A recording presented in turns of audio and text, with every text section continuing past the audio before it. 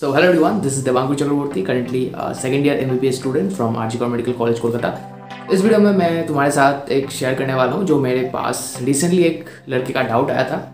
भैया मैं chemistry bio तो अच्छे से मैनेज कर लेता हूँ, मेरा अच्छा मार्क्स आ जाता है उसमें, बट फिजिक्स यार मेरे कंट्रोल से बाहर है, मेरे कॉन्सेप्ट सही नहीं है और मेरे मार्क्स 100 के ऊपर नहीं जा रहे। कभी 60 70 आउट ऑफ 180, कभी कभी as low as 50 out of 180, ऐसा भी मेरा स्कोर आ रहा है।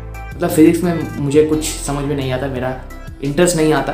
तो क्या मैं फिज़िक्स को छोड़ के सिर्फ केमिस्ट्री और बायो के भरोसे जा सकता हूँ नीट एग्ज़ाम देने?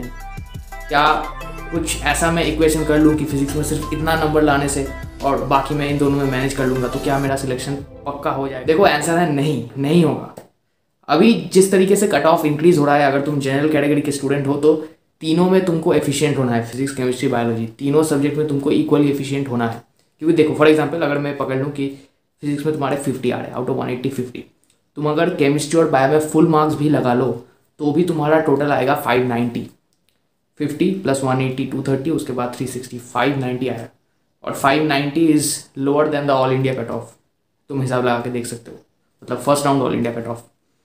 सो यहाँ पे तुम कंपटीशन सोच सकते हो ना कि हर साल 1 लाख स्टूडेंट्स ऐड हो रहे हैं टू द अमाउंट, मतलब जो नीट अटेम्प्ट करते हैं। सो यहाँ पे मुझे लगता है कि बहुत सारे लोग ऐसे होंगे, मैं यूट्यूब के कमेंट सेक्शन से भी समझ सकता हूँ कि तुम सिमिलर सिचुएशन फेस कर रहे हो। मतलब मैं जो वीडियो में बोलता हूँ तुम उसको इम्प्लीमेंट करते हो, बट फिर भी यार तुम्हारे मार्क्स 100 के ऊपर नहीं जा रहे हैं इन फिजिक्स।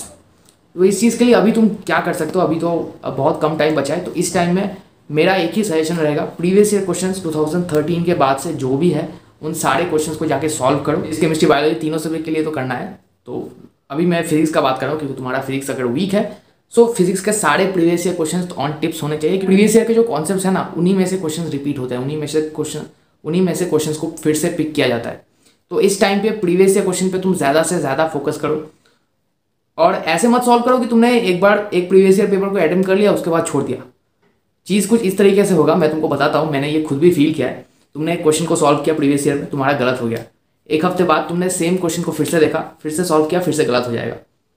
ठीक है, ये तुम्हारे साथ होगा, पर प्रीवियस ईयर क्वेश्चंस को मिनिमम 3 बार सॉल्व करो जो रिमेनिंग टाइम बचा है नीट के लिए।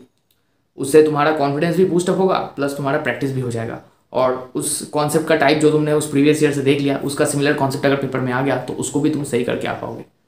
साथ साथ अगर तुम कोई मिस्टेक करते हो उसको नोट डाउन करो एक मिस्टेक कॉपी में। मिस्टेक कॉपी बहुत ज़्यादा इंपॉर्टेंट है। मिस्टेक कॉपी तुम कैसे बनाओगे, मेरा खुद का जो मिस्टेक कॉपी था कैसा दिखता था, कैसे मैं उसको यूज़ करता था, तो इस सब के ऊपर अगला वीडियो आने वाला है। अभी के लिए ये जो फिजिक्स है, फिजिक्स का मैंने जैसे कि बताया प्रीवियस ईयर पे फोकस करो, जो मिस्टेक्स तुम कर रहे हो उसको नोट डाउन करो, कुछ नया मत उठाओ, कुछ नया बुक नया मटेरियल सॉल्व करने की ज़रूरत नहीं है। जो सम्स तुमने 1 साल तक किया है, मतलब अगर तुम 2 साल तक प्रिपरेशन लिए हो, अगर तुम पिछले 1 साल से ले रहे हो प्रिपरेशन, तो जितने भी एमसीक्यूज तुमने सॉल्व किया है सारे बाहर निकालो, सब कुछ बाहर निकालो और उनमें देखो जो सम्स तुमने सॉल्व किए हैं उनको तो तुम सॉल्व कर पा रहे हो कि नहीं पा रहे। ये बहुत ही ज़्यादा इंपॉर्टेंट है। फिर पता चला कि जो मिस्टेक तुम 1 साल पहले करते थे फिर से उस मटेरियल को उठाए, फिर से वही सब अटेम्प्ट किया, सेम मिस्टेक। इन पॉइंट्स को यार अच्छे से ध्यान में रखो। ये मेरे साथ खुद भी हुआ है। जब मैं एकदम स्टार्टिंग वाला जो काइनेमेटिक्स का चैप्टर था, जब मैंने उनके मॉड्यूल सॉल्व करके रख दिए थे, जो मिस्टेक मैंने एनसर्कल करके रखे थे, ठीक है, अब जब नीट के एकदम 2 महीने पहले मैंने उनको बाहर निकाला, फिर से सॉल्व करने बैठा, देखा कि सेम सम फिर से अटक रहे, सेम सम सेम मिस्टेक। मतलब जहाँ पे मैंने 1 साल पहले एक मिस्टेक किया था सेम मिस्टेक रिपीट कर रहा हूँ। सभी के साथ होता है, डरने का बात नहीं है। सो फिर से उसको एक बार कर लिया, रीसेंट मेमोरी 2 महीने पहले इसको किया, अब मैं इसको नहीं भूलूंगा। नीट एग्जाम में सेम क्वेश्चन आएगा तो मैं इसको सही करके आऊँगा। ये बहुत ज़्यादा इंपॉर्टेंट है, ठीक है, क्योंकि ऐसा होता है यार, जब तुम एक चैप्टर को छोड़ के चले जाते हो उसके जो कॉन्सेप्ट्स है थोड़े वीक पड़ जाते हैं, तुमको टाइम टू टाइम रिवाइज करना पड़ेगा। In this limited amount of time, instead of trying something new, consolidate the information that you have already studied. जो तुमने ऑलरेडी करके रखा है उसको कंसोलिडेट करो, उससे कुछ आ गया सही करके आना है। इस तरीके का एक कॉन्फिडेंस बिल्डअप कर लो, ठीक है। तो ऑब्वियसली यही स्ट्रैटेजी तुम अपनाओ इस टाइम पे। और मैं अपना एग्जाम्पल देता हूँ कि फर्स्ट ईयर में मैंने, मतलब क्लास 11 एंड 12 का मेरा जो प्रिपरेशन था, मेरे कॉन्सेप्ट्स पूरे हिले हुए थे। फर्स्ट अटेम्प्ट में मेरे फिजिक्स में आए थे 85 आउट ऑफ 180, 100 से कम। और सेकेंड ईयर मतलब ड्रॉप ईयर में मैंने उसको इंप्रूव किया। मैंने कोचिंग इंस्टीट्यूट के लेक्चर्स अटेंड किए, आके मॉड्यूल सॉल्व किया, कोई डाउट होता था इंटरनेट में वीडियोस देखता था यूट्यूब पे। सो ऐसे करके मैंने अपने कॉन्सेप्ट्स को इंप्रूव किए और ड्रॉप ईयर के बाद मेरा स्कोर आया 153 आउट ऑफ 180। सो मैं समझ सकता हूँ कि कहाँ पे मैं गलती करता था, उसको मैंने कैसे सॉल्व किया। तो अगर तुम्हें ये अच्छा लगे तो और भी दोस्तों के साथ शेयर करना जो इस टाइम पे सेम प्रॉब्लम फेस कर रहे होंगे।